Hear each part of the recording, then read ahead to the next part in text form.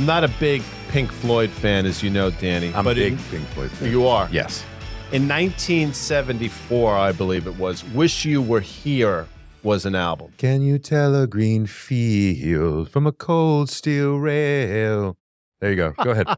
Yeah. But one of the songs on that album that I actually heard earlier today is Welcome to the Machine. And I got to tell you something.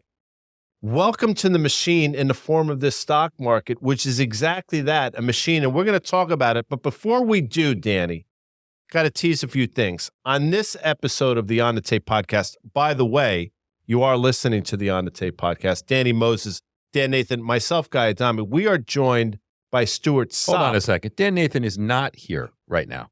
Throw him under the bus. No, I'm just saying people are going to figure that out in like 3 minutes when he doesn't talk about NVIDIA or his weight loss. Or weight loss or Tesla. So he's not here. So he's here for the interview with Anastasia. Yes. So let's correct. Go ahead. Which please. I'm going to tease in a second. But we're also going to be joined by Stuart Sopp, the CEO and founder of Current. We are joined by Stuart Sopp. We are joined by Stuart Sopp. Yes. In a few minutes, we're going to be joined by Anastasia Amoroso, the CIO of iCapital.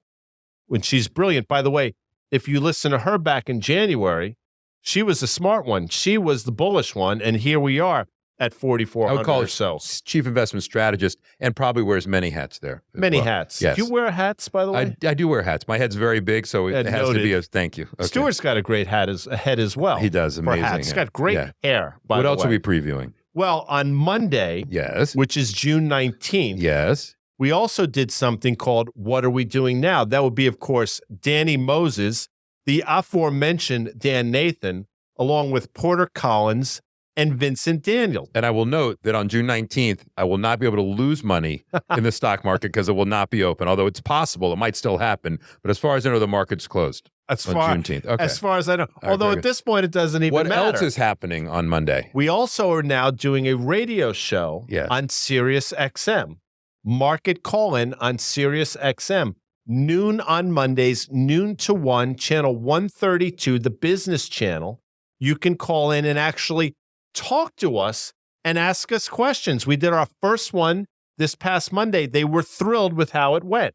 Excellent. So that's all the housekeeping stuff. Got that out Wish of the way. you were here. Welcome to the machine. Stuart Sopp, welcome to the On the Tape podcast. Again, now, if I'm not mistaken, correct me if I'm wrong, I think this is your third appearance on the On the Tape podcast. Third time lucky. Thanks for having me here again. And if you want to know anything about weight loss, I can stand in for Dan Nathan. Well, you look great all the time. But before we even get into some of the granular stuff, I mean, obviously the market is top of mind. And I'm sure a lot of what's going on in the market has ramifications for what you're doing at Current. But I know that I find myself extraordinarily perplexed. Maybe you do as well, or maybe you have more clarity than I do, but just sort of 30,000 feet, what's going on? Yeah, from my point of view, if I have those two hats, the macro hat from the previous career and then this founder hat in fintech. So the macro hat is there's still liquidity happening, sort of stealthy liquidity, right? And so they're drawing down on that reverse repo market, refilling the TGA. It's not really affecting liquidity conditions yet. And they've done that stealthy since basically the gilt crisis back in October, then the SVB issue. The Fed and other government agencies have been somewhat stealthy in providing liquidity whilst also having the narrative of QT. And of course, we're starting to see China and a few others come to the table with that liquidity. So it's pumping up the markets nicely, I think. So from a macro point of view, I think we're at this point of maximum confusion where there are some really bad fundamental things, but at the same time, liquidity rules in this world at this point. So the other hat, which is the sort of fintech real world consumer banking hat, I'm starting to see sort of the VC market unlock a little bit. IPO markets, I'm hearing or rumoring to be coming back post July the 4th. So there's some big deals. I mean, I'm not saying anything that within fintech, you're saying, or in general, broader. Because the Mediterranean restaurant went public today and it's doing very well. Kava. So anyway, let's keep going. Extraordinarily well. Yeah, it's an extraordinarily. I'm giving anything away, but I think the IPO market's been locked up, and also the late stage VC market was locked up. That was locked up because the public markets were out of balance with the private markets, valuations. The LPs, which are pension funds, could not then disperse. They needed disbursements to then reinvest in subsequent funds from venture capitalists. And so it was all locked up with basically the public market versus private market valuation ratio. And so that's starting to come back. Now we're at 4,400 and whatever. Some of those things, some of that machinery is coming back in and being oiled. So I'm seeing IPOs I'm starting to hear that happening. At least the talks, M&As are starting to come to the table. I'm hearing and seeing some funding in late stage starting to happen. So I would say, I don't know if this is the time to get really, bullish at this point. I'm still a little cautious, honestly.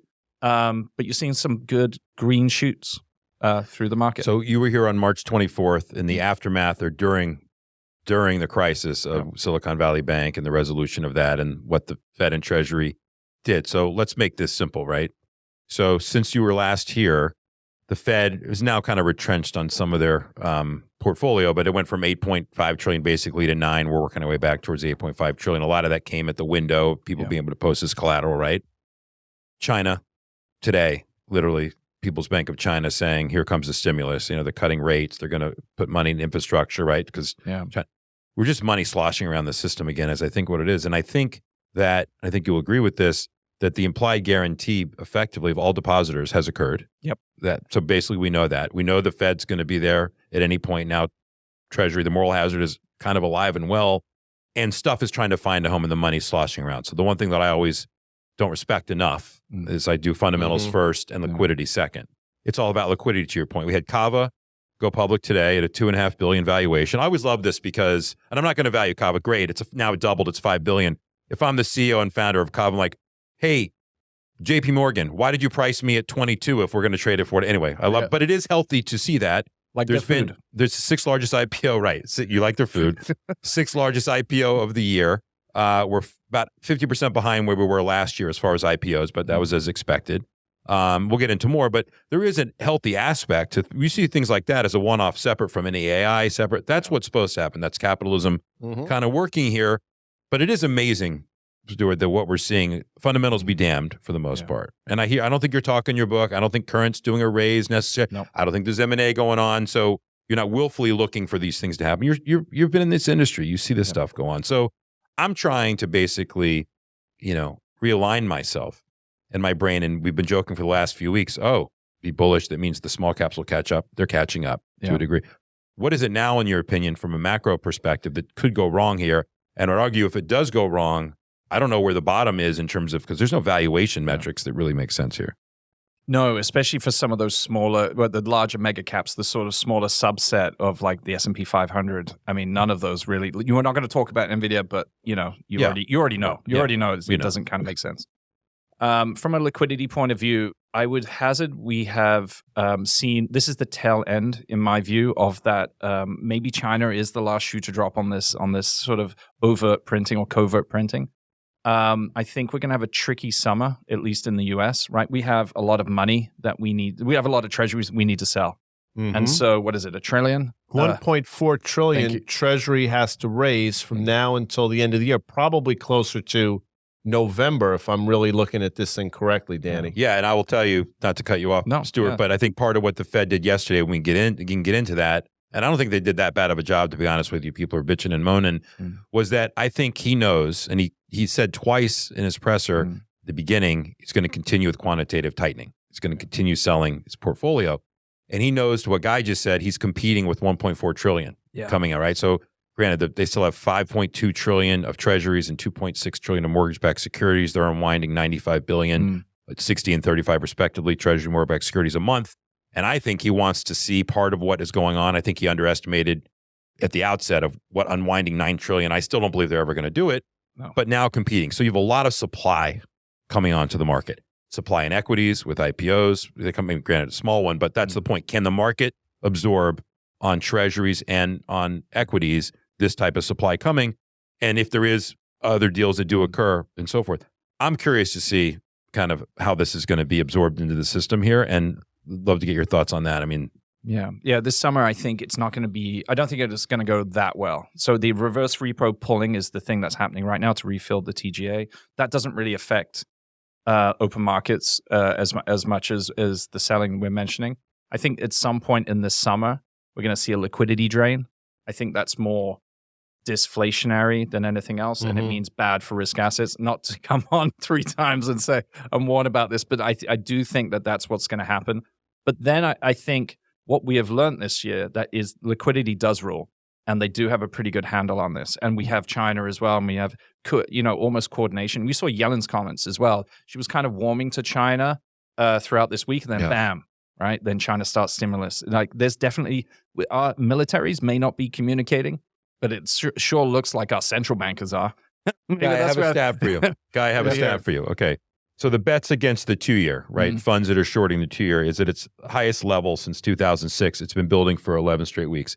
Let me put this other thing in perspective. So Fed Fund futures, which have been trading all over the place.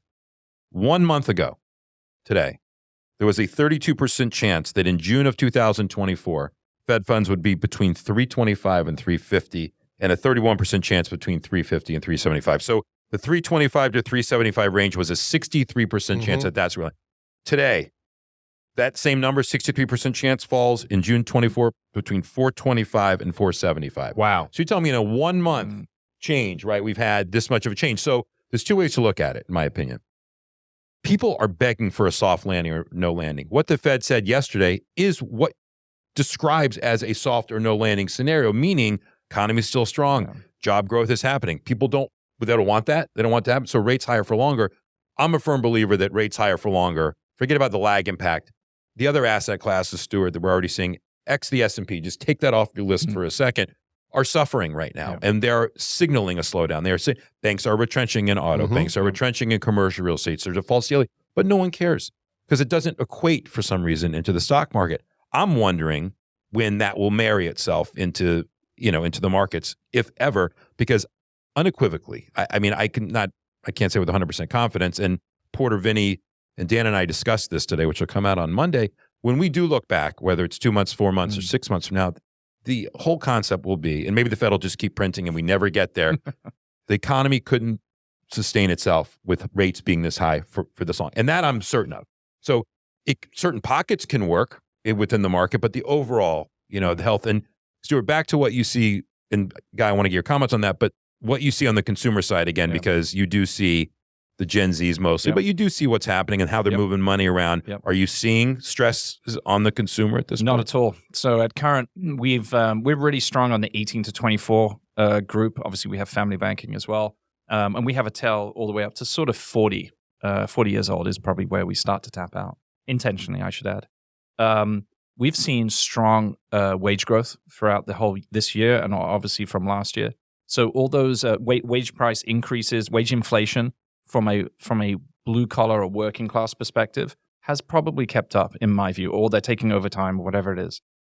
There's no strong tick in UI or unemployment benefits. So we saw that throughout the stimulus. We were there from 2020, 2021, gigantic, obviously stimulus checks, all that other stuff. It has only ever trended down. And we were actually just looking at it yesterday. And there are some states where we're almost getting zero. So full employment. Working class, I think this is a tale of two economies here. It used to be in the bull market. It was asset price inflation. White collars getting rich. If you didn't own assets, you were kind of like left behind or screwed, and that was mainly blue collar. I think we're inverting here. I think the tale of two economies is white collar is kind of getting screwed a little bit here. There's some asset price inflation. Don't get me wrong, because we're printing. No one's crying for white collar. Yeah, and we're drawing down like airline ticket prices are like 3x. It's just really like renting in New York City is $3,600 a month for a one bedder. It's all that sort of okay. White collar is going to eat a little bit of this, but the blue collar is doing, I think, really, really well. I think that maybe the Infrastructure Act and the CHIPS Act and all that stuff is starting to come through as well. I want to talk about, it's interesting. Banks, it's going to cost banks more to operate in this environment. But they're not going to feel the brunt of it. They're going to pass on those costs in the form of all these different fees, whatever they call them, junk, all these different things that you don't even see happening. That's coming to a theater near you. My sense is, though, you're situated, you being the guys and gals at Current, to combat that. Does that make sense? Because there's this intersection that's going on, and you're setting up for exactly where the world is going. Thoughts on that? Yeah, we've skated, I think this is an American phrase, skated to where the puck is going to be. That's where we're going. You've seen the White House with the junk fees. It's mainly centered around Ticketmaster, I saw Scott Wapner losing it the other day on Twitter. Well, that's because he lost his seats on SeatGeek. That's a whole nother. That was a different game. Right. Lionel Messi. I mean, that's what he was upset about. It. I think he's going to get his tickets though. He's going to get them. Okay, one way or another. Yeah. I felt sorry for him. Yeah. Junk fees in general centered around that because they're and Airbnb as well. Most egregious. They sort of double the price of where you are. But financial services are guilty. Traditional incumbent financial services are guilty because they do not have the right tech or the business model to satisfy and to serve the vast majority of Americans. And I mean the Americans, the ones that I was just talking about. And so where the puck is going is fee-free banking, fee-free overdraft, fair and open and transparent credit. And so a lot of these regionals and the long tail of banks is 4,300 banks outside the top 10. And so they have archaic infrastructure. They have the wrong kind of business plan to satisfy and serve the needs of everyday Americans. And so they need those fees to sort of stay alive. So there's going to be a big tail of M&A over the next 10 years, especially when you see top-down White House pressure really sort of coming at them on this. Well, they have blunt tools that they use, and historically they've been able to, because a lot of times people don't even realize that they're paying it. Now I think things are a bit more transparent. So when you see these things, it's somewhat eye-opening, but historically, you don't even realize what's going on until after the fact. So I ask that because I do think the world is sort of headed to where you all are, so that works for you. But to answer Danny's earlier question as to what do I think's going on, bond market is absolutely telling a story. And I don't want to get overly wonky here, but for the longest time, we thought 2s10s, 2-year versus 10-year, would invert. It did. We thought it would invert to the tune of 1%. It went to 111 basis points. We're getting right back there. It lasted for a couple weeks, snapped back down to about 43 basis points. Yesterday, so today's Thursday as we're taping, so Wednesday, in the midst of this Fed presser, 2s10s went out to, I think, 96 basis points. Don't at me if I'm off by 1 or 2. And here we are either 92. side of 90. It was in a flash, too. In a flash. Bond market should not trade that way. The yield curve is inverting yet again. We're headed back to those levels. That is not a healthy sign. It speaks to, Danny, what you've been talking about for a while. Now, the stock market clearly doesn't care. I want to be clear.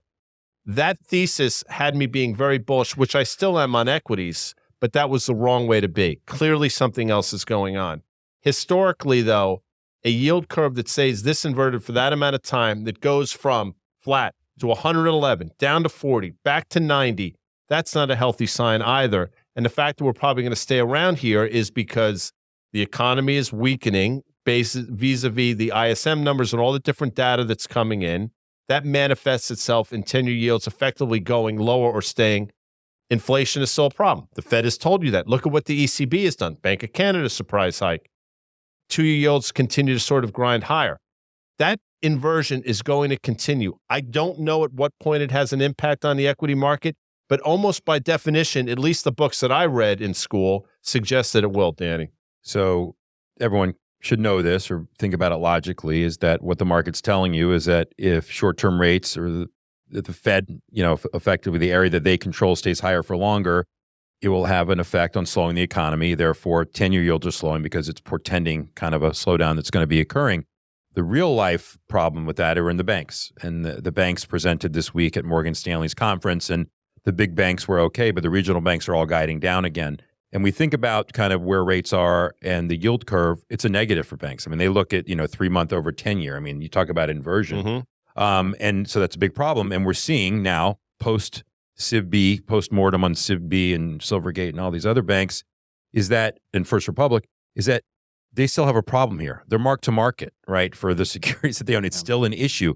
And the loan growth is starting to obviously slow, and the banks are pulling out liquidity. They're coming out of the auto market. They're coming out of commercial real estate market. It's happening. So I know those things are going to happen. And then Guy just mentioned Europe. Europe's in a recession. Germany is officially in a recession. And so as far as I'm for a second. Yeah. So think about that. Right. Yeah. Europe's in a recession. Yeah. Without question. Germany, without question, is. The other ones will follow. But yes, it's in a recession. Yet and they're hiking rates. That's stagflation. But what is that telling you? I mean, they say, listen, our economy sucks, but we got to start raising. They have a problem. Now, maybe we don't have as big of a problem as they do, but it's the same problem. Maybe it's a magnitude different there, but they've made the decision that, you know what? we understand we're in a recession. We need to continue down this course of raising rates. I'll get Stuart's thoughts here in a minute, but they are physically located with Ukraine, right? So there are, Ukraine historically has been a partner, right, of exporting and a business partner. That's basically gone, and that's having an impact. The other thing is that nat gas prices are up again today because there could be a supply problem right there as we get into gasoline prices. So Stuart will probably have a better grip on what's happening in Europe, but as a partner to the U.S. and China as a business partner to the U.S., granted China's stimulating, so we'll see what happens there, but how does that not come back to roost, Stuart, those issues? Last time I was on here, I think from memory, I was like, I think the U.S. is kind of okay. It'll muddle through, but we should watch Europe. And I think now I'm back here, we're watching Europe. So I want to double down on that. I was kind of bearish euro dollar at 110 and 112. We went to 106.50. It's now bounced back up because the dollar is coming up with what's going on in the fixed income market. Definitely not what's happening in the equity market. Or even oil. And so I think Europe is the one to watch. It's definitely something that, obviously hiking into a recession is not going to be great for anyone. I'm not sure about the war. I was worried more about the war at the beginning of the year. Obviously, it's who knows? There's another counteroffensive. It becomes really geopolitical, which I'm no expert on. So the proximity to the war and all that stuff, I'm unsure how it affects. But Europe's in trouble here, and I think it's something that could be a knock-on effect for us. If I could just go back to the U.S. one more time, inflation was lower, but jobs are really high. So if you look at the core services, right, core CPI, you've got two main things. It's wage price inflation. From our data, it's saying it's going to continue, right? We're not seeing unemployment, and we're seeing strong wage growth in like what you could arguably call the poorest sector of America. Then you've got shelter, and that's just like experience listening to walking around New York. It's not going down, it's going up. So the two main parts of core CPI, I think, are just going to be really, really strong. That's higher for longer. So the White House is sort of jumping on the soapbox saying, hey, look at inflation, it's low and everything's good. I think the volatility that you're seeing in the MOVE index and the fixed income market is the realization, it's the Powell speech and the Fed that did a good job, Danny, coupled with the CPI and the wage and the unemployment unemployment data. They're going, okay, this is higher for longer, and it's probably going up a lot more. They said 2 hikes, right, by the end of the year. It could be more. I think the terminal now is 560 versus what was in the low fives before. Right, and it could be 6 to me. Like I think it could be a lot higher. And it's interesting because, as I say all the time on Fast Money, we play a game that if you had told me the following and then said, okay, Guy, based on what I just told you, where's the S&P going to be? If you had told me yesterday's statement, I thought a pause was coming. I think we all agreed on that. I didn't see potentially 2 more hikes this year coming. I don't think the market necessarily did, because at one point on Wednesday, S&P was down about 45 or 50 handles-ish, and it appeared as though it caught them off guard.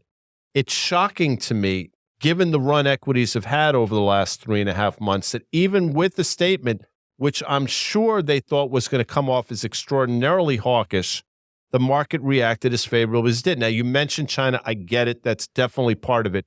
But I got to tell you something. The recovery yesterday during the day was prior to any of this China nonsense. So, I'm hard-pressed to understand. Look, I get the bull. I read all the bull cases as well. I get it. Forward-looking, 2024, reacceleration, Fed out of the way. They're going to be cutting rates this time next year, blah, blah, blah. It's pretty simple, guys. I get it, but I don't see that. I don't think that's happening. Okay, so one of the things that should be getting hit, which is getting hit, you're just not seeing transactions occur, is housing. Yeah. You're seeing it more in commercial real estate in terms of that has other issues, not just rates being higher. But in 2006, when the Fed was raising rates, and the one thing that people could point to, the one instrument that was predicated was home prices. It was everything to do with the CDS market, everything to do with the banks. It was everything. You could point to it. You could see it. What's different this time is there's no transactions occurring because people have golden handcuffs and are staying in their homes. And to Stuart's point, it's coming out in the form of rents being higher more. So it's not catastrophic. It's not happening right in front of you. But eventually, right, those rates being this high for that long will matter. And so what's different now than in 2006 and 7 and 8 is the moral hazard. It's that simple. We never had QE, right? QE1 started, QE2, QE3. We're in QE4. We already did that with the banks. We're going to be in QE5. The global central banks that are all aligned on just we're going to print our way out of this. The irony for that, and to hit on Stuart's point about inflation. The more that China does what they do, the more that we do what we do, it's inflationary and it feeds on itself. So pick your poison here. You want to inflate assets, including the stock market? Great. What is your actual relative gain? I don't know. And remember, the comps were easy this month and next month for CPI. We knew that coming in. The comps look, then it starts to get harder again. Yep. Remember, because CPI had peaked, it started to come. So it won't look as good year over year. Doesn't matter right now. But my point is that if I put a bullish hat on and want to willfully ignore, I can paint a very bullish picture on things that we're going to have a soft landing, Fed, but it really comes down to one thing. It is the belief that the global central banks, particularly the Fed, have your back. That's it. There's no other reason you can tell me they're going to bail me out. I'm going to fuck up. They're going to bail me out. Get a stimulus check. I'm going to get a PPP loan. And some of those things were necessary. And as you know, during the financial crisis, I was very against TARP and TALF and PPIP and all this stuff. In hindsight, it was the right thing to do because it was cataclysmic, but it set a precedent that we can't get out of, and we cannot wean off of it, Guy. And sorry, let me finish my rant here. Yes. It is for a fundamental analyst like myself. I don't put myself in the category of anyone that's that good, but I'm saying a bottom up, tangible things that are tethered.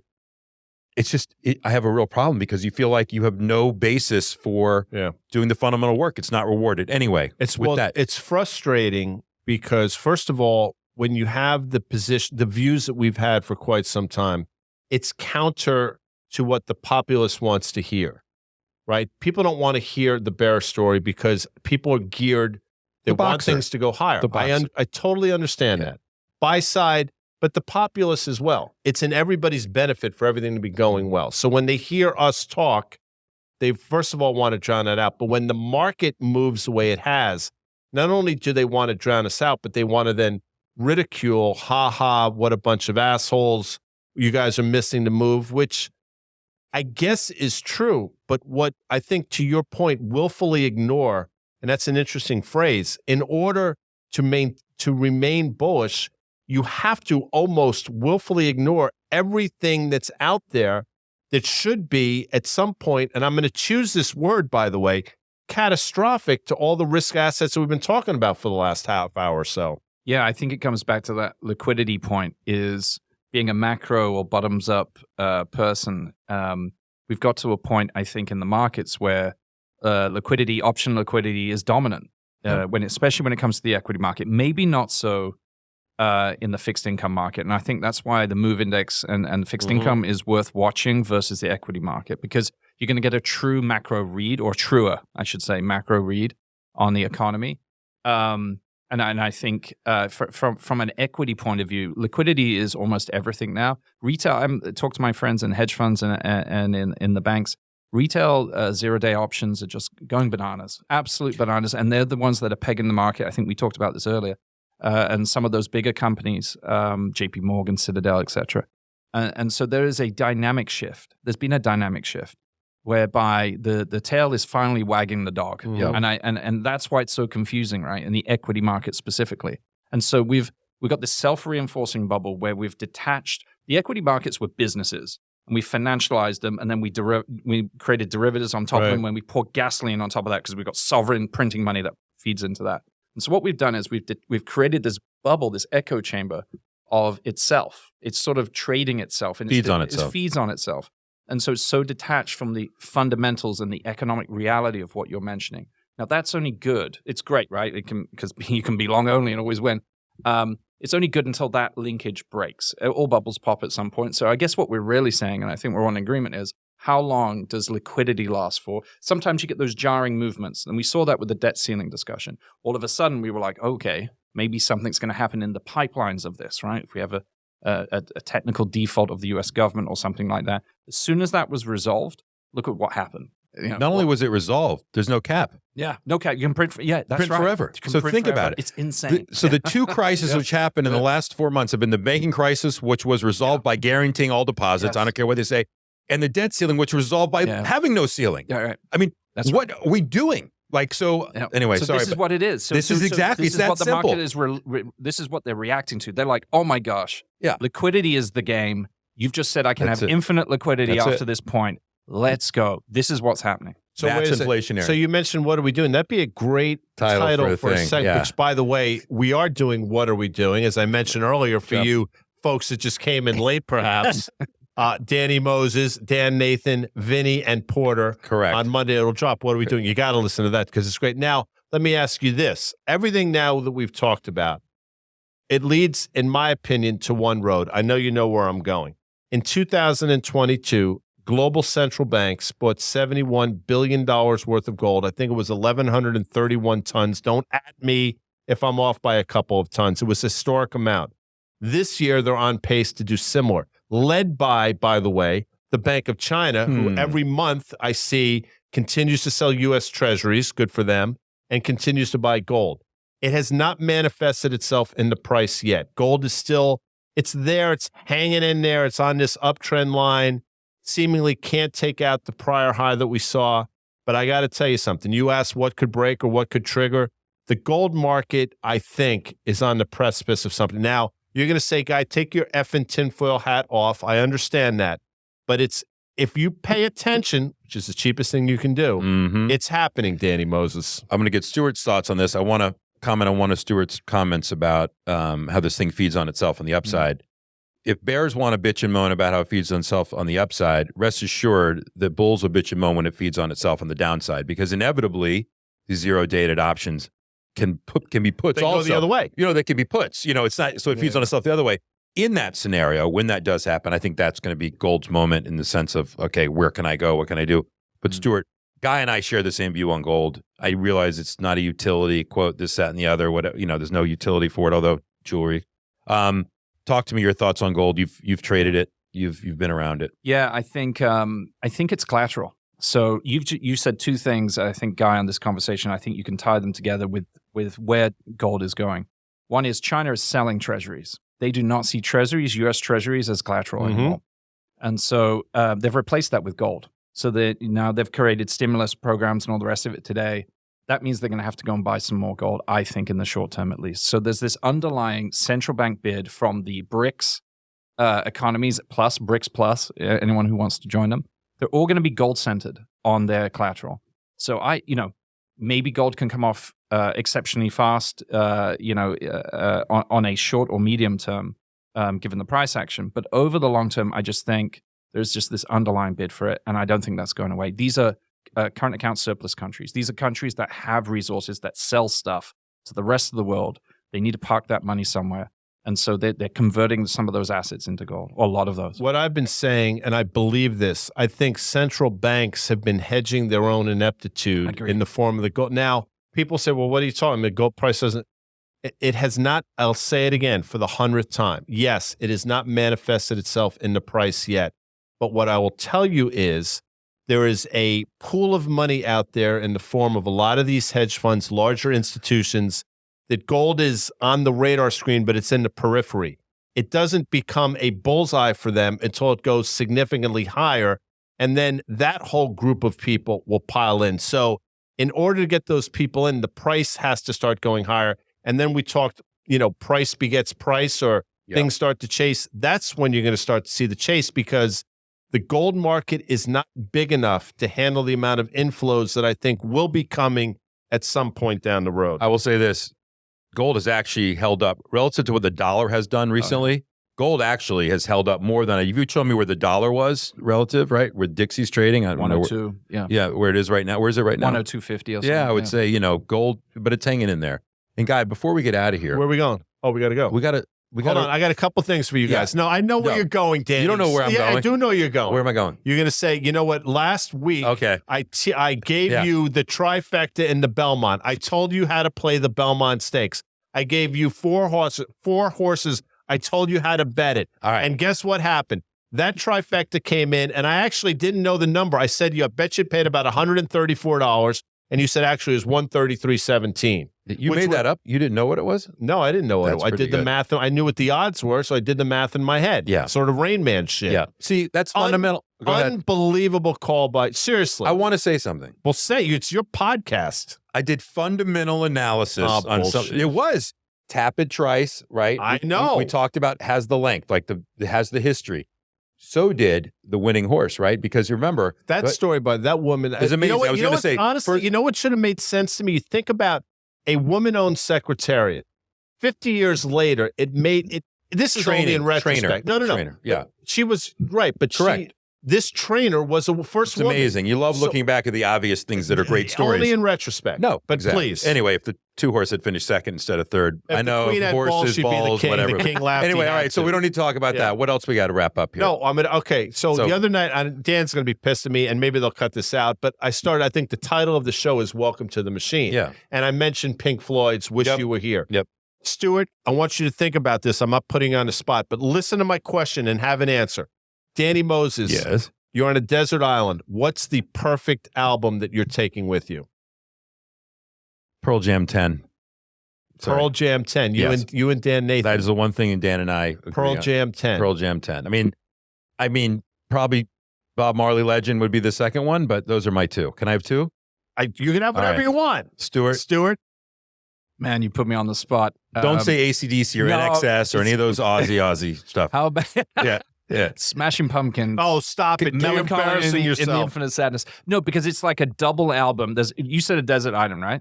There's like 100 songs on that album. So you'd never get bored. Well, fair enough. I didn't think about it that way, but anyway. I'm assuming I'm there for a long time. What's yours? I put out on my Twitter account, a number of albums. You can, we'll put it in the show notes. I just like saying that to piss off Dan, but I'll give you a couple. Okay. Darkness on the Edge of Town is a perfect album.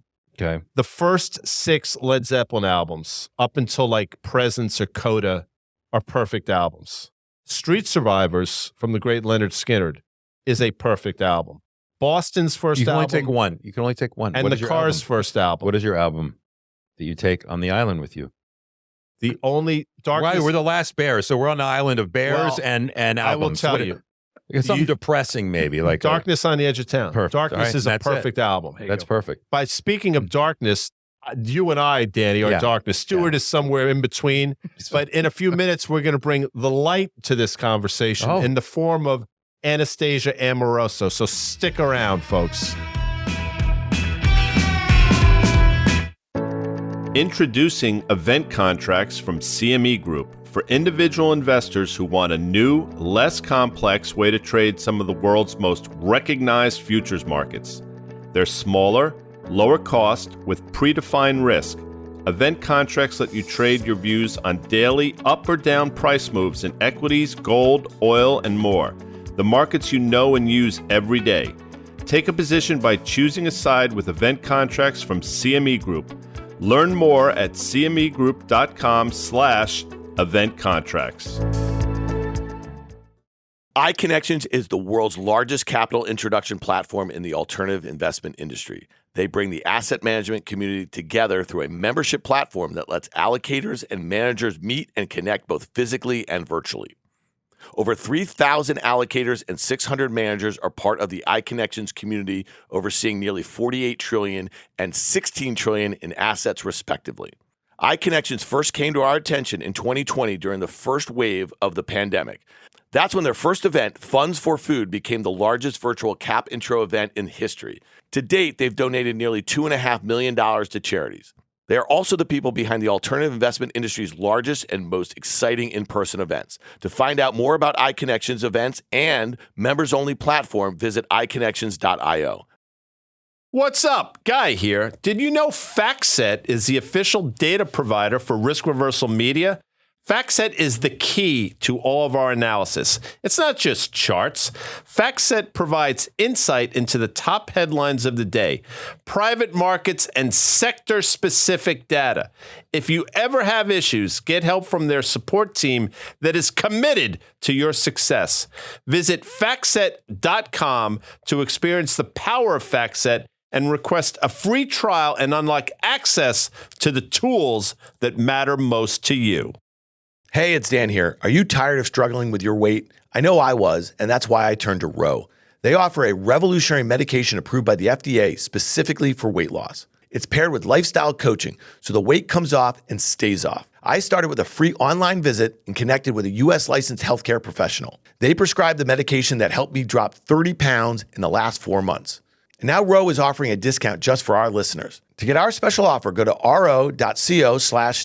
You'll pay just $99 for the first month and $145 per month thereafter. If prescribed, medication cost is separate. That's ro.co/tape.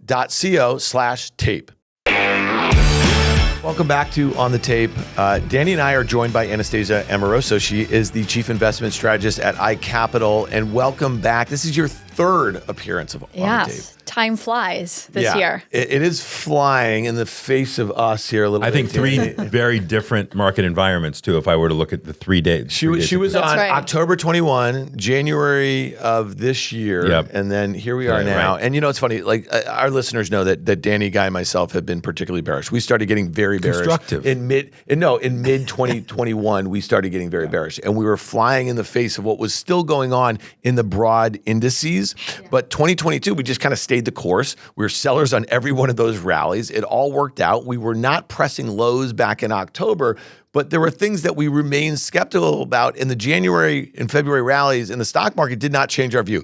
You, though, were on in January. We get a lot of our listeners saying, will you please bring on people who have been bullish and are constructive on the markets and constructive on the economy, and kind of push back at a little bit of what you guys have been thinking. So this is Wednesday into the close here. Fed Chair Powell just got done with this highly anticipated meeting where expectations were not high for a increase in the Fed funds rate, but it sounded like a pretty hawkish pause. Talk to us about what your expectations were in the meeting and what you thought you heard from Fed Chair Powell and what they're saying about future rate increases.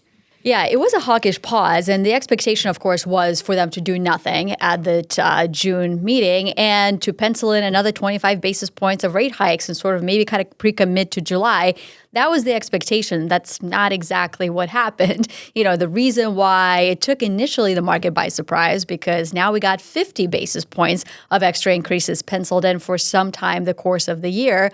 And, you know, so that initially took the market by surprise, you know, in a bad way. And so we saw the NASDAQ pulling back, the S&P pulling back. And then as Fed Chair Powell spoke, you know, the market really reversed itself.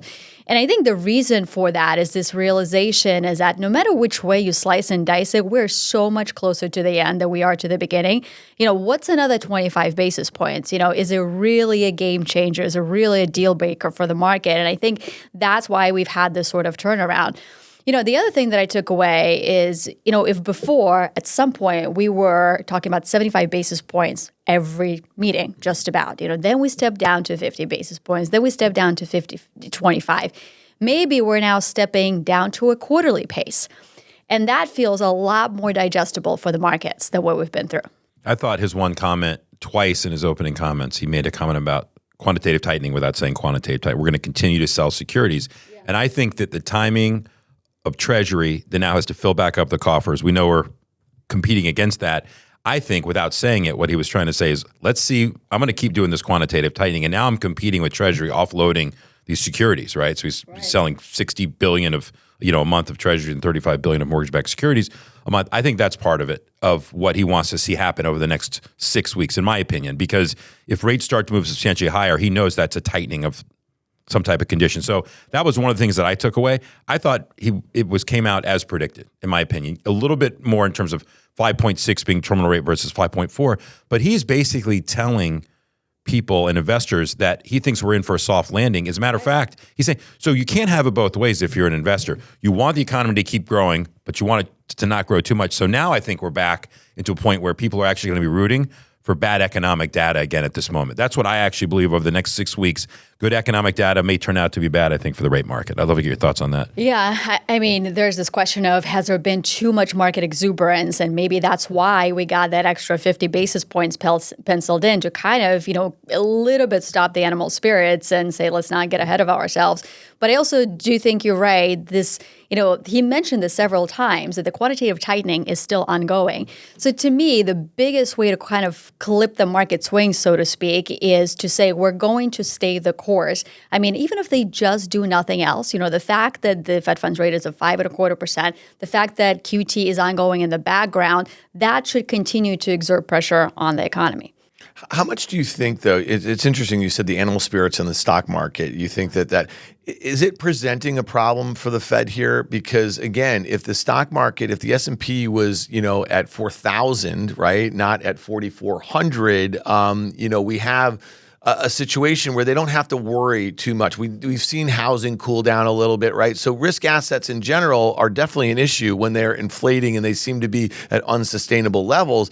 But why is it that 5.25 percentage points of Fed funds rate in 14 or 15 months has not really cooled animal spirits? And does that present a problem for them? Well, I think the simple answer to that is the U.S. economy, the U.S. consumer is not that interest rate sensitive. I mean, you look across the pond, you look in the UK, you look at Europe, and you've got 70, 80, 90% of mortgages that are adjustable rate mortgages. So if you're a European consumer, you're actually really starting to feel the pain of these higher rates. If you're a U.S. consumer, it's tough. You may not afford to, buy the house that you wanted to buy at 7% mortgage rates, but guess what? Your month-to-month expenses are actually not resetting. And then you look at the S&P 500 companies, at about 12% of their debt is floating rate. So the bulk of that is also not resetting. And then we've also extended, the maturity of the U.S. government debt, over the last 10 or 14 years. So that's not overly interest rate sensitive. So I think that's why you've had this massive economic resilience despite the Fed funds rate of 5.25%. The other thing, speaking of animal spirits and exuberance, household net worth, peaked at $150 trillion, post-COVID, it retrenched to $135 trillion. That's a stale number after the market rally that we've seen. So all of a sudden you have a consumer that's 3.5% unemployment rate. The wages are growing at 4%. There's $1.5 trillion in excess savings. And by the way, hopefully some consumers participate in the stock market. So you put all that together, and I think that's why there's this resilience. So for now, it's 50 basis points extra of rate increases. But I think there is a risk they may have to do more. I think it feels like we're letting the stock market be the economy a little bit, meaning we're assuming the economy is still very strong because the stock market is up. And I know that's a very simple way to look at it, but the consumer has a lot of debt. And so we talk about white-collar workers, blue-collar workers. Blue-collar workers are in great shape right now, right? They get any job they want. They're making more money. White-collar workers are getting laid off. You just talked about how mortgage rates, people that are locked in their home, whether it's golden handcuffs or not, are still low, but consumer debt is mounting. So we are seeing, with the exception of the stock market, a lot of things sell off, a lot of things be bad. We have a big problem in commercial real estate. These things are slower moving, but they're elephants. Stock market is immediate scorecard, immediate report card of what's going on. I think there's a mismatch here, in my opinion, and I think if the stock market could as easily be 3,600 on the S&P right now as it is 4,400, could easily be, and you could have the same exact environment. You can make a case for both sides. Yeah. If that was the case, I think the narrative, the approach.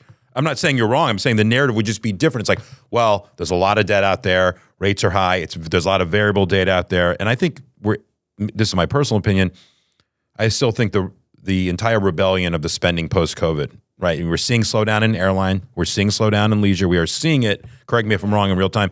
China's slowing down. Yes, they'll stimulate. But I'd love to get your thoughts on that because then it's going to dovetail to your sector allocations and kind of in the stock market. But give me your thoughts on that because I don't know if that was a question as much as it just, there is a lot of consumer debt out there that is still to be reckoned with. Well, there is. And, to your point, there are definitely pockets, and maybe it's not just pockets, they're a little bit larger, of issues to worry about. I think the consumer debt that you're pointing out is the credit card debt. We have been on a credit card binge. And, first of all, that was okay as long as the labor market is strong, and it is for now. But I think one of the costs that will start to add up for the consumer is if you are carrying a balance, the interest rate on that balance right now is 21%. If you look at auto loan costs of capital, it's, surged. If you look at housing, it's surged. But those things are not resetting. The credit card debt and the cost, of paying that down, that is resetting. So I do worry a little bit about that and the uptick in some of the delinquencies that we could see there. Look, I do worry about the commercial real estate space. We know that we have $1 trillion of loans, CRE loans that are coming due over the next couple of years. And, you take a property that has a 4 or 5%, cap rate or 4 or 5% income yield, and all of a sudden it is financed by debt that was at 3.5%, that's at 7 or maybe 8% today. So you might have the cash flow on that property that's actually upside down. So as you go to refinance that, will the regional bank take on that debt? Is the regional bank going to be there to even want to be willing to take on that debt? So I think for some of those CRE loans, the answer is no. And I do fully expect to see an uptick in the commercial real estate defaults. So, but that's, it's not as systemic of an issue, I would say, as what we saw in 2008. But there is a little bit, it's nothing like 2008, but banks are pulling, liquidity out of the market. They're pulling liquidity out of the auto lending market. We see it every single day, like gone.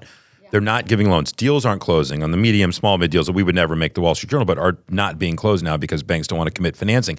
That has a lag effect, which that lag effect is from the Fed. That also has a lag effect. I just don't think that we haven't reconciled that yet because it's not right in front of us. And my point is that when you think about the S&P and you think about, okay, if I'm going to pay a high multiple for the S&P here, it means that I believe we're in the trough period of what earnings may look like. Okay, that's fair if that's the argument you want to make.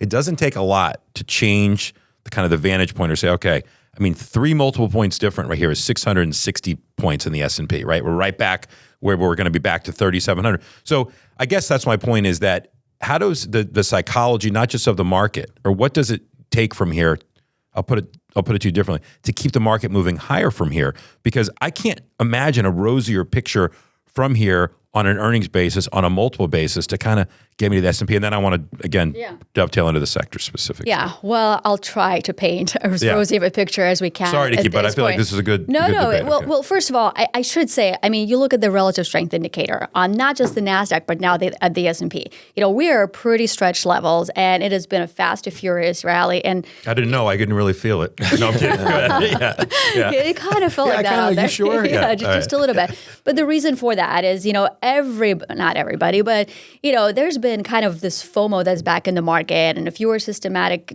trader, you were back in this market as soon as you could. If you were a hedge fund, you found yourself chasing the TMT trade.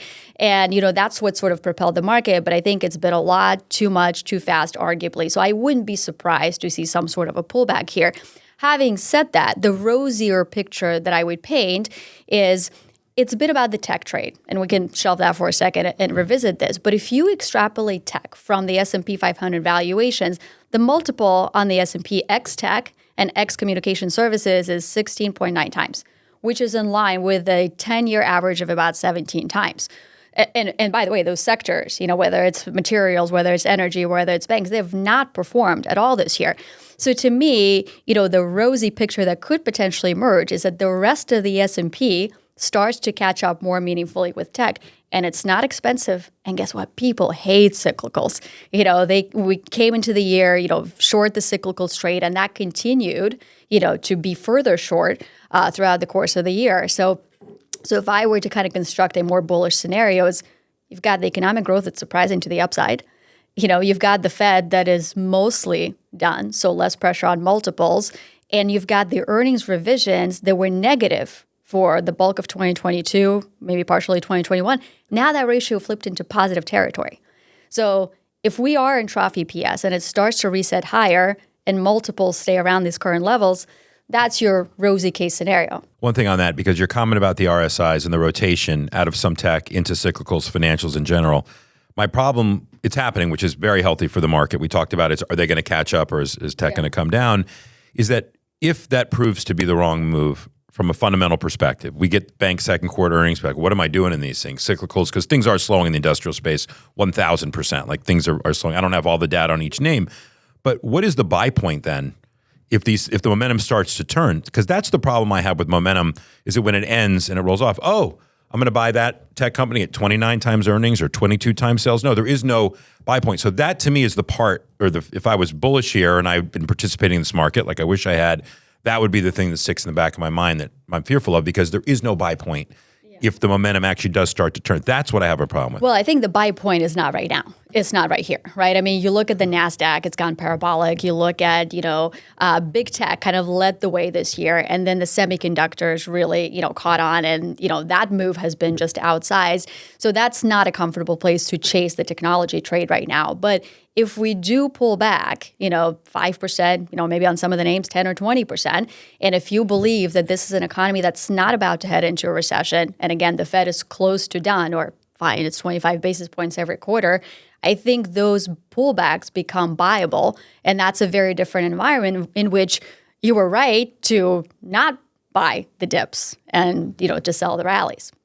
So let's take a step back here on the economy, and then I want to get back into the market. So January of this year, you were on with us, and you were very much in the soft landing camp. And I believe that you thought a lot of the extreme selling into year end. It crescendoed in October, but some NASDAQ names kept on selling off into year end. And you thought that kind of discounted maybe some worst case scenarios for the economy. So here we are now. The stock market is screaming soft landing. Okay. I think that there's a group of folks who think there's like a no landing scenario, right? Because that was like a March scenario. So where are we now? What do you think you just said that there's a chance that we avoid recession. Well, recession is going to come sooner or later. So, if it doesn't happen in 2023, we had this extreme selling into year end that discounted a recession that didn't happen. So I'm curious, back to Danny's buy point in a way, it's like, it's a hard scenario now because are we going to be fixated on the 2024 recession? You know what I mean? Like, how does this kind of play out here for the economy? I mean, as you know, the Fed hikes rates historically, and then they pause, and the market breathes a sigh of relief. We managed to avoid the recession. We're not there yet. And you have this stage of euphoria. And I feel like that's where we're in today.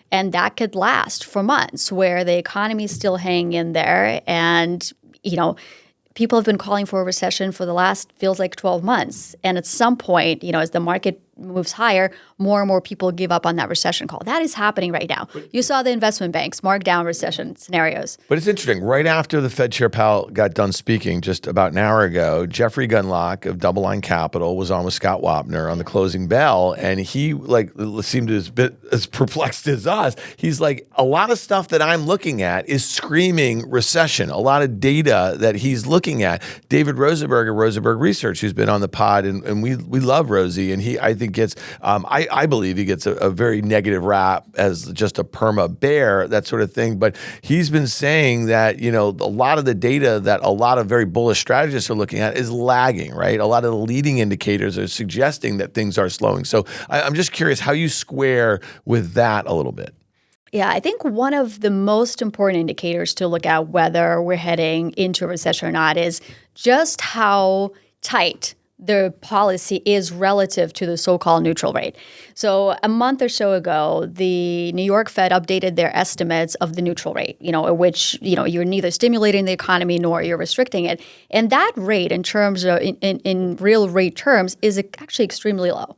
It's about 1%. So if you think about where we are today, Fed funds rate of 5.25%, core PC at 4.6%, we're looking at the real rate of about 0.6%, which is below this neutral rate.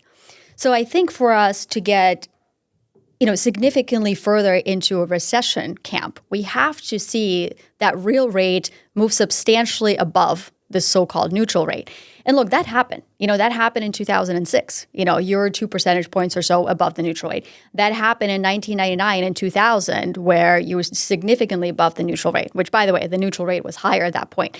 But that's kind of what I would be wanting to see to say, the recession is probably here and now and it's about to happen. But we're just not there yet. And folks have been, misfocused on this 210 inversion. Is that rather than really focused on this neutral rate and where we are relative to it? Because again, people have been talking about the how wide the inversion has been and for how long. And then, the last 11 times we've had a recession. Is that part of this disconnect, you think? Well, the yield curve is definitely one of the predictors, but there's also a lag. There's 15 months, I think, on average, between the yield curve inversion and when the recession, starts, which I guess, according to that math, we should be right around there. But at the same time, in the mid-90s, you did have, the yield curve inversion, and you had the Fed that eventually backed off and the economy that rebounded. So I guess it's not a foolproof metric to say that just because the yield curve inverted, the recession is imminent. So I would stick with, what is the level of restrictive policy from the Fed?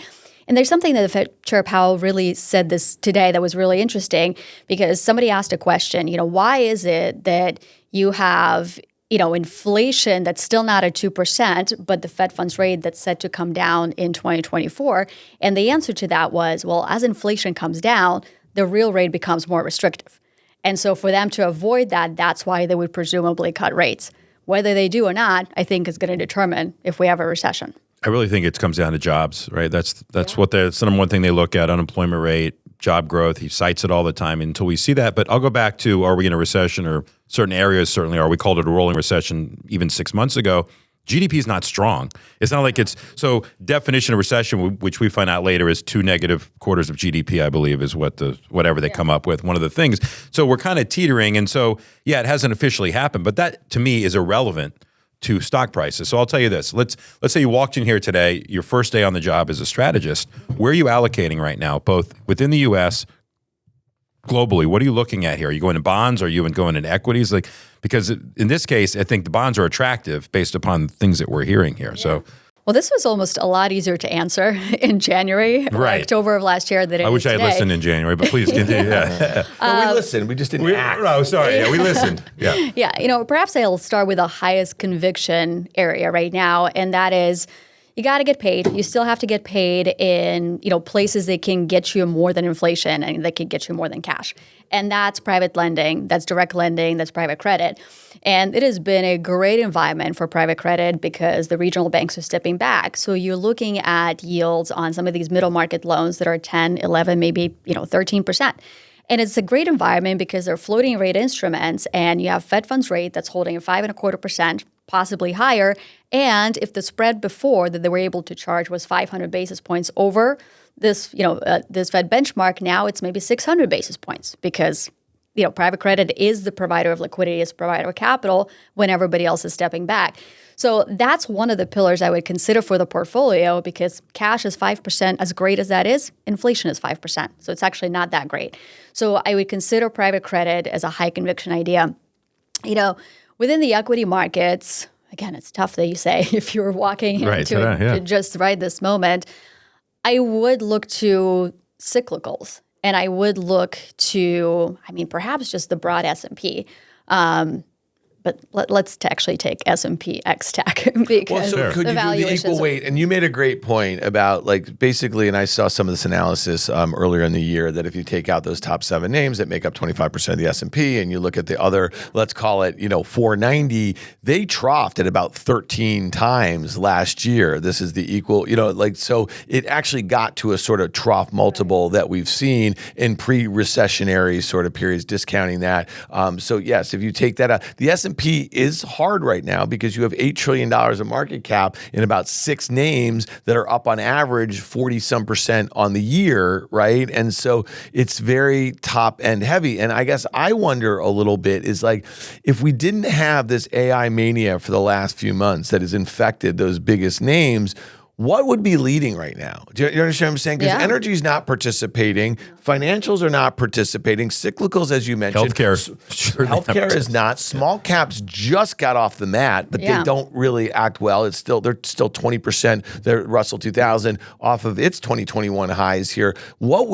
That's what I worry right now. But before you answer that, I want to add a question. But you know what I'm saying? No, before you answer that, clearly a bubble right now. So I talk about this all the time. So if you're a professional investor, you have to allocate. If you're missing, you're chasing, right? So that's part of what's happening here. You've talked about that. So you can't not participate here. So the point is that they can't stay in cash, right? They have to, their benchmarks are getting drilled, right? And so to add on to kind of Dan's question here, taking that into account, you got to marry that because that's the technical aspect where it marries fundamentals. But no one can tell me from a fundamental basis here for the most part. You could probably paint a very bullish scenario. Like I said, beauty's in the eye of the beholder, 20 multiple for 16 on the S&P, fine, if you think we've troughed. But I still believe that we're still feeling the effects. And you mentioned private credit, great for the private credit companies, not great for the borrowers. Floating. And so you have to assume that, they're underwriting correctly to the, to the right number. But anyway, I wanted to add that part too. So. No, look, the risks are lurking in parts of the credit markets, but I'm particularly concerned about the leveraged loan market because you're right, a lot of that debt was issued when the net interest coverage ratio was at 3.5 or 4 times. You fast forward to today with Fed funds rate of 5.25, the net interest coverage ratio was 1. So, and by the way, I think for a third of the index is less than 1. So I do worry about the level of defaults in the publicly traded leveraged loan market. So I don't want to be in that space because it gets marked to market, it gets disrupted by technicals. But to kind of come back to the equity markets, I think, Dan, you made a great point about the equal weight versus just the market cap weighted S&P. And Savita Subramanian from Bank of America did great work on this, saying that you could actually see the double of performance from the equal weight S&P versus the S&P as the rest of the sectors catch up. And that resonates with me. And Danny, to your point, why would the rest of the sectors catch up? I'm actually going to go to China. And I was recently in Hong Kong and Singapore spending time with clients, and a lot of the GPs that focus on China investing, sentiment is as bad as can be. The economic data is as bad as can be. The second quarter is on track for 3.6% GDP growth versus 5% stated objective. But if you look at the news flow for the last couple of weeks, you've got electric vehicle subsidies, you got property price support measures, you've got the central bank that's saying we will essentially do whatever it takes to support the economy. So I think one of the contrarian trades that can power a cyclical, at least trade, is China. If China comes back online, or even before it does, if the stimulus gets ratcheted up, materials, energy, industrials, they can catch a bid as a result of that. And then, forget the AI craze, then those sectors may actually be able to catch up. It's really hard to forget the AI craze because it's true. Wednesday. The market just closed. We had that dip after the Fed, after the announcement, and Nvidia closed up 6% from its lows. This is $1 trillion market cap. Obsession. I know, but it's like it literally closed on its dead ass highs. Yeah. Like it would have kept on going if the market stayed open. It's going after hours. But you know what the thing is, Danny and I have PTSD. I was born into a grave of a market, and I started at a hedge fund in 1997, and I saw the internet bubble just inflate, and then I lived through it bursting. And Danny, you on the buy side, into the and on the sell side. Well, into the financial crisis, managing money with Eisman and Vinny and Porter, and just having a front row seat for what happened into the financial crisis. And so to me, I look at this, it is as clear as day to me that as fast as they've gone up, in the recklessness, they will go down. This bubble will burst. And trying to put your finger on it is really hard. That's what makes me really nervous, especially with a Fed that is hawkish, that has raised interest rates at the fastest pace that it has. And there might be some really weird things going on in the jobs market, to your point, if that's the last thing to happen, or whether it's something in the credit. What if all of these things actually crescendo and happen together, and we are really not on very strong footing, in my opinion, on the economy, and the market will not have valuation support, and given the concentration, it just seems like it's a very dangerous setup. And added to that, where's the geopolitical risk being priced in? There's a lot of bad things going on around the world. And I know we can't really predict that or think about that, but how do you put that into your forecast? Yeah. I mean, speaking of NVIDIA and other AI names, there was an FT article, I think, this morning talking about an AI startup getting, hundreds of millions of funding and, over $100 million valuation, so that's sort of reminiscent of what you're talking about. Near term, I agree with you on the overvaluation of some of these stocks. The reason why NVIDIA and others have ripped is because all of a sudden, TAM that was maybe, this big, now all of a sudden over this, subsequent 10 years is going to be a lot bigger. But guess what? That doesn't happen overnight. It happens over time, and the stock is trading as if it's going to happen in year one, and we're discounting that to present value. So that's not the reality, and I think some of that, bubbliness will have to come out of it. But it gained in market cap terms more than it's expected to have in revenues this year, and it's trading at 25 times sales. I mean, but like I've seen this before. I know how this movie ends, and if the problem in a lot of retail self-directed... Trying to turn you bearish while you're here, by the way. I'm not. It might happen but a lot, no, hopefully not. But a lot of our listeners are self-directed folks, okay? And they're not marking us to market every day and this and that or whatever. I mean, part of, I think, hopefully what the appeal of these sorts of conversations is that we have been through these sorts of things. And so, you don't have to buy into a mania. You don't have to hear the term FOMO on financial TV or on a podcast and have to participate. You know what I mean? Like, you can be smart. You can sit on your hands, because a lot of people who buy into these things, they don't sell. When it comes back in, they add the first dip. right? And then they add the second dip, and then sooner or later they're just stuck. You know what I mean? Like, and I know how that is on the short side, don't you, Danny? Yeah, it's not particularly great. So I just think like a lot of self-directed. This is a therapy session, by the way. A lot of people make huge mistakes at tops and at bottoms, both ways. You know. Look, this resonates with me because in my prior job, I actually looked at artificial intelligence closely. This was starting in May of 2019, and we launched an artificial intelligence basket of stocks. And I saw those stocks skyrocket during the pandemic and, to produce outside returns. But as we hit the inflation concerns, I saw a lot of those stocks reset those valuations and do so very quickly. So we've all had this experience of what comes down, if it's not fundamentally justified at that point, can also, come out. So what I would say on that, I would not chase the AI, frenzy at these particular levels. However, if we get a sizable pullback, this is the trend for the next 5, 10, 15 years. I mean, I'm a huge believer in AI disrupting every single thing we do. And think about all the productivity gains that are going to be embedded in every single industry in all of our jobs. So you want to invest in that, but, you obviously have to invest in that at disciplined valuations. For sure. And there's ways to play it that are much safer than others. Although at this point with Microsoft, Google, and NVIDIA doing what they're doing, they're expensive. But yes, they are smart. And the chips companies that are making the chips themselves from these fab plants are now doubled. I mean, this is so we're finding the opportunity on the sell-off, I think, is going to be the key for that. And by the way, finding them in private markets as well. If you look at, CB Insights produces the list of top 10 artificial intelligence companies. These are not public companies. These are probably companies you've never heard of, but I'm willing to bet that 5 or 10 years from now, there's going to be a lot of those companies at IPO and they will become, household names. And if I look globally, depending on the region, there's between 58 to 65 times AI companies that are in private markets versus public markets. So, we'd all love to find the next OpenAI or whatnot, but it might be in private markets. Well, listen, that's a problem. OpenAI, by the time it goes public, is going to be $100 billion. I mean, you know what I'm saying? So it was just valued at $30 billion. And so, I get it. You could tell we're a bit frustrated. Listen, we really appreciate you coming in here. We 100%, listen, there's a lot of strategists out there who talk out of both sides of their mouth all the time, okay? You are not one of them. You straightened us out on a couple of occasions. Hopefully she's helped straighten us out a little bit now, and we hope you'll come back. So Anastasia Amoroso from iCapital, thank you for coming on. Thanks for coming on. Great Thank chat. you so much. Thank you.